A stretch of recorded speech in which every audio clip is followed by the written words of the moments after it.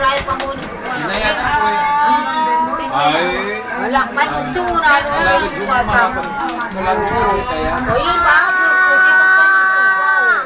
Kulang lang. Clap, clap, clap, clap. Yay, clap, clap. Clap, clap. Ako na na clap, clap. Yay! Ikaw, ikaw. Sulutin. Maglubay sa kanya. Ako ka video ya.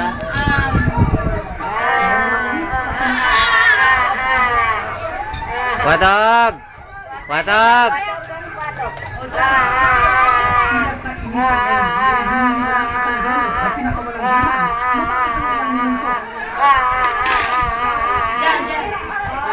Ano, bebe?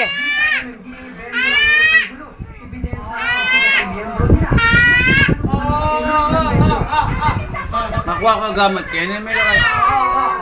Diyan. Kami kakain gamat mo. Masaslim ang butong ihabi dyan. Eni, magdok. Ay, bagok santok na ko. Ikaw ka na na dyan. Para matigil ang gulo, umalis na ang mga taga-MNDA. Kami po nagpapatupad sa MNDA. Ngayon po, ano po yun ang sapatas, yun na po ini-implement namin. Tulad po nito, sinakop ang kalsada. Ang kalsada po, para sa turista. Nagalit ang mga vendor, sinakop ang kalye at nagsunog. Nangako naman, hindi ay naayusin nila ang lugar. Ito na ang pangalan sa sasabihan ng mga vendor at ng mga otoridad. Kung may mga Paksabi, may paksabi. hindi ito makakapigil sa muli nilang pagbabalik dito para palayasin ang mga vendor. Cesar Culinario, nakatutok 24 oras. Besin ka, Mga ini. kukusol, pinalitan pa kami ng mga kapangyarihan ng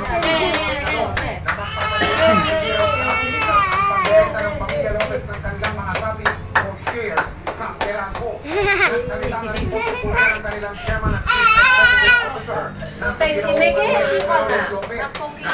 Sabi po nito, Ang higipit ng diktatorya ng Marcos, ito ang sinisisi ng Pamilya Lopez, kaya sinulat si Eugenio Lopez Sr. kay dating Pangulong Marcos noong panahon ng martial law. Sa tatlong sulat ni Lopez Sr. kay Marcos noong 1973, humingi ito ng tulong na nagbenta ang kanilang para may salba ang pamilya. Pero kwento ni Manolo Lopez, anak ni Eugenio Lopez Sr., napilitan lang ang kanyang ama na gawin ito. Ang ito makakalaya ng mga anak niya ipinakulong ni Marcos. Kailangan din daw ito gawin para may sabang kumpanyang hindi nasa utang noon, lalo pat si Lopez Sr. sa Amerika.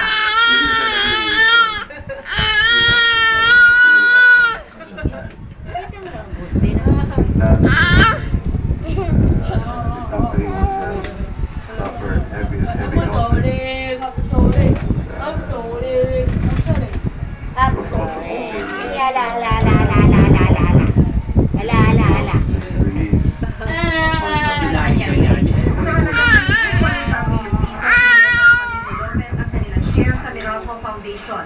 Pero nabawi nila ito matapos si Marcos noong 1986. Sinabi nga ni Senator Arroyo na executive secretary noon na inulit ang Miracle sa mga